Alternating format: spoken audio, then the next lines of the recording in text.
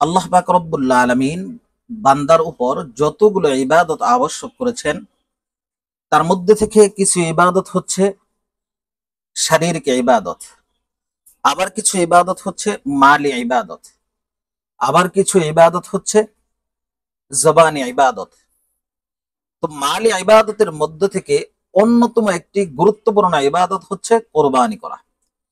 নবীজি সাল্লাল্লাহু আলাইহি ওয়াসাল্লাম বিভিন্ন হাদিসে এর ফজিলত ও হাকিকত বর্ণনা করেছেন। হযরত যায়েদ ইবনে আরকাম রাদিয়াল্লাহু তাআলা আনহু থেকে বর্ণিত, তিনি বলেন যে সাহাবায়ে কেরাম রাদিয়াল্লাহু তাআলা আনহুম আজমাইন নবীজি সাল্লাল্লাহু আলাইহি ওয়াসাল্লামকে জিজ্ঞাসা করলেন, মা হাযিহিল আযাহি ইয়া রাসূলুল্লাহ, ওগো আল্লাহর নবী, এই কুরবানির হাকিকত কি?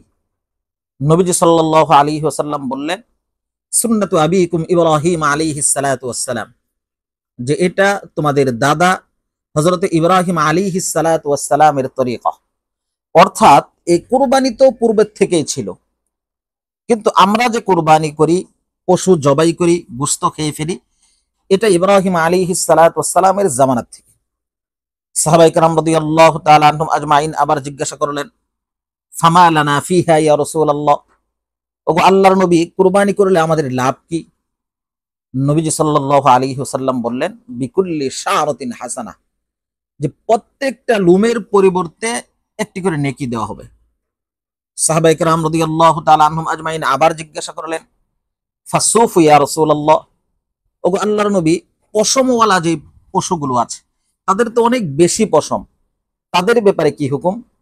নবীজি সাল্লাল্লাহু আলাইহি ওয়াসাল্লাম বললেন, বিকুল্লি শারাতিন মিনাস সুফি হাসানা, যে প্রত্যেকটা পশমের পরিবর্তেও আল্লাহ তাআলা একটি করে নেকি দান করবেন। সম্মানিত সুধী, এবার একটু খেয়াল করুন, কুরআনুল কারীমের মধ্যে আল্লাহ তাআলা বলেছেন, মান জাআ বিল হাসানাতি ফালাহু আশরু আমসালিহা, যে আল্লাহ তাআলা প্রত্যেকটা নেক কাজের সওয়াব 10 গুণ বাড়িয়ে দেন। এবার চিন্তা করুন যে একটা উটের মধ্যে কি পরিমাণ পশম আছে, একটা মহিষের মধ্যে কি পরিমাণ পশম থাকে, একটা গরুর মধ্যে কি পরিমাণ পশম থাকে, একটা ভেড়া ও দুম্বা, ছাগল, এগুলোর মধ্যে কি পরিমাণ পশম থাকে। আবার আল্লাহ পাক রব্বুল আলামিন চাইলে 10 গুণ বাড়িয়ে দিবেন। এবার একটু হিসাব করে দেখুন যে কয়জন গণনা করতে পারে কি পরিমাণ সওয়াব পাওয়া যাবে। আম্মা জান আয়েশা সিদ্দিকা রাদিয়াল্লাহু তাআলা আনহা বলেন যে নবীজি সাল্লাল্লাহু আলাইহি ওয়াসাল্লাম বলেছেন, মা আমিলা আদামিয়ুন মিন আমালি ইয়াউমিন নাহরি আহাব্বা ইলাল্লাহি মিন ইহরাকিদ দাম, যে কুরবানির দিন আল্লাহ পাক রব্বুল আলামিনের কাছে সবথেকে পছন্দনীয় আমল হচ্ছে কুরবানি করা, পশু জবাই করা। নবীজি সাল্লাল্লাহু আলাইহি ওয়াসাল্লাম বলেছেন, ওয়া ইন্নাহা লা ইয়াতি ইয়াউমাল কিয়ামাতি বিকুরুনিহা ওয়া আশআরিহা ওয়া আজলাফিহা, যে কিয়ামতের দিন এই পশু তার লোম, তার খুর এবং তার শিং সহ নিয়ে উপস্থিত হবে। অর্থাৎ যে কুরবানির পশুর গোশত তো এটা তো তোমরা খাও কিংবা সৎকা করে দাও, কিন্তু কুরবানির পশুর লোম এটা তোমরা খাও না, সৎকাও করো না। কুরবানির পশুর খুর এটাও তোমরা খাও না, সৎকাও করো না। কুরবানির পশুর শিং এটাও খাও না, তোমরা সৎকাও করো না।